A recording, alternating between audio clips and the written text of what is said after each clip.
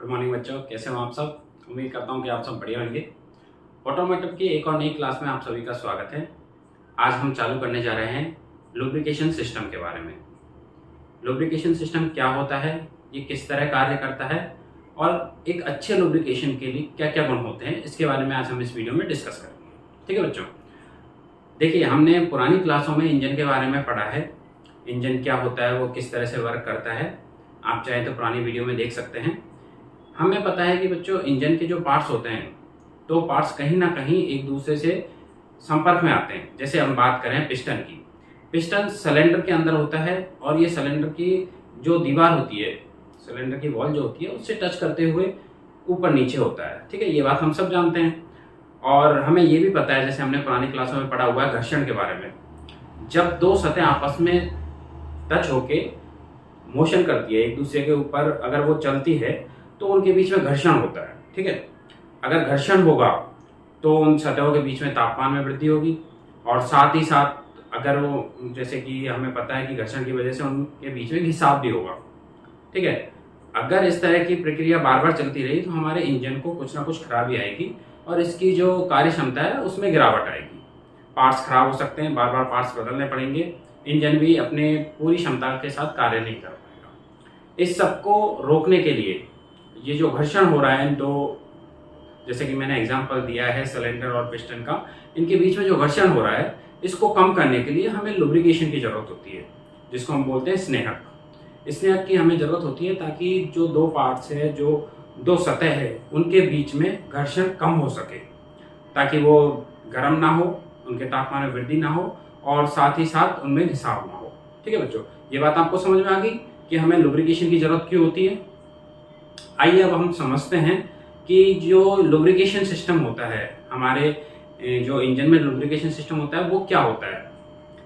जो दो सतहों के बीच में घर्षण को कम करने के लिए लुब्रिकेशन को पहुंचाया जाता है, उसके पहुंचाने की जो व्यवस्था होती है, जिस माध्यम से या जिस तरीके से उसको पहुंचाया जा रहा है, उसको लुब्रिकेशन सिस्टम बोलते हैं।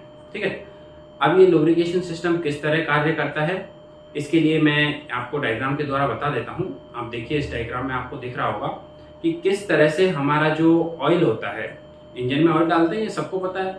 हमने कई बार टीवी पे ऐड भी देखा होगा कि इंजन में ऑयल डालो, इंजन की उम्र बढ़ाओ, इस तरह के ऐड देखने को मिलते हैं। तो उसमें क्या दिखाते हैं कि इंजन में अगर ऑयल डालते हैं तो उनके जो पार्ट्स के बीच में घिसाव होता है या फिर वो गर्म होते हैं, जिससे वो खराब होते हैं, तो वो कम हो सके। ठीक है, तो जब हम अपने इंजन में ऑयल डालते हैं तो वो ऑयल किस तरह पंप होके, जो हमारा पंप लगा रहता है उसके थ्रू पंप होकर अलग अलग भागों में जाता है। ठीक है, ये यहाँ से नीचे से पंप होके जो है, इसमें एक पार्ट लगा रहता है जिसमें इस ऑयल को ठंडा किया जाता है, क्योंकि हमको पता है कि अलग अलग पार्ट से होकर जो ऑयल आएगा वो गर्म हो जाता है।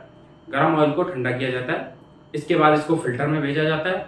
फिल्टर में, क्योंकि हमें पता है कि ऑयल में अगर किसी भी तरह की कोई मिलावट आ गई या किसी भी तरह का कोई अवशेष आ गया तो वो हमारे इंजन के पार्ट्स को खराब कर सकता है।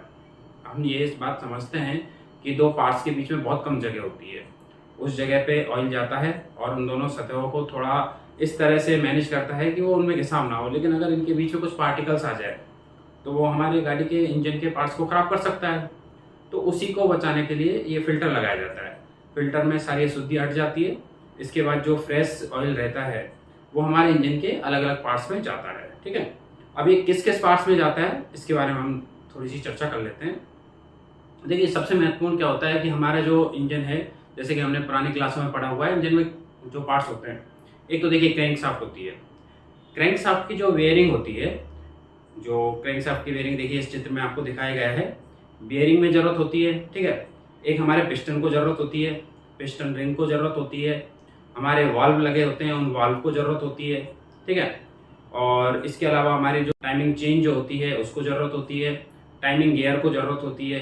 ठीक है, ये अलग अलग पार्ट्स होते हैं हमारे इंजन के जिनको ऑयल की जरूरत होती है, क्योंकि ये बार बार मूव करते रहते हैं। ये ऐसे भाग होते हैं जो मूवमेंट करते हैं और किसी ना किसी एक दूसरी सतह को टच करते हैं। तो उनके बार बार मूवमेंट करने और दूसरी सतह को टच करने से जो घर्षण होता है उसको कम करने के लिए हम ऑयल का इस्तेमाल करते हैं। ठीक है, यहाँ तक की बात आपको समझ में आ गई। और इस चित्र के द्वारा मैं आपको एक बार फिर से समझा देता हूँ। इस एनिमेशन में देखिए, आपको दिख रहा है कि किस तरह से जो ऑयल है पंप होता है, देखिए यहाँ से दिख रहा है पूरा, और पंप होके किस तरह से ऊपर जा रहा है और इसका कैसे कैसे किस किस पार्ट्स में मूवमेंट हो रहा है। एक बार मैं इसको लार्ज करके आपको दिखा देता हूँ, इसको देखिए आप।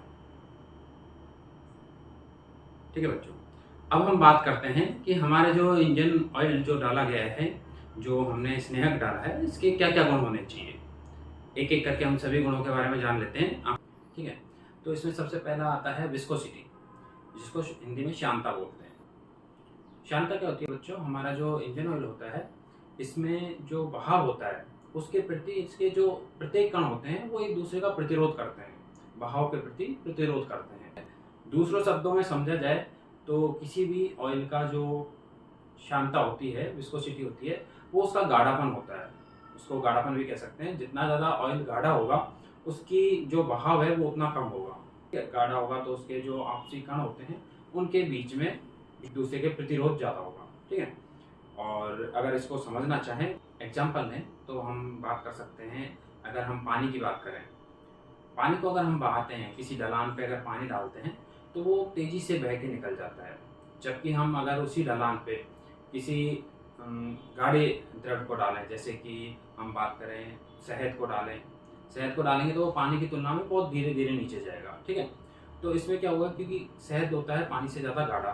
ठीक है, तो उसके जो प्रत्येक कण होते हैं, उसके अंदर जो कण होंगे, छोटे छोटे कण होंगे, वो एक दूसरे के जो बहाव है उसका प्रतिरोध करेंगे। ठीक है, इसी को श्यानता बोलते हैं। ठीक है, अब ये बात आपको समझ में आ गई कि जो ऑयल जितना ज़्यादा गाढ़ा होगा वो उतना ही धीरे बहेगा, उसका बहाव उतना ही कम होगा। ठीक है, और जो जितना पतला होगा वो उतना ही तेज़ी से बहेगा।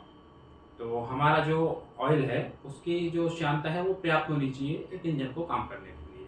ठीक है, अगला पॉइंट पढ़ते हैं। अगला पॉइंट है भौतिक स्थिति। हमारा जो लुब्रिकेंट है उसकी भौतिक स्थिति इस तरह की होनी चाहिए कि जैसे ठंडा होने पे, जैसे कि अगर कोई मशीन चल रही है और वो बहुत ज़्यादा ठंडी हो जाए तो वहाँ पे वो जमना नहीं चाहिए।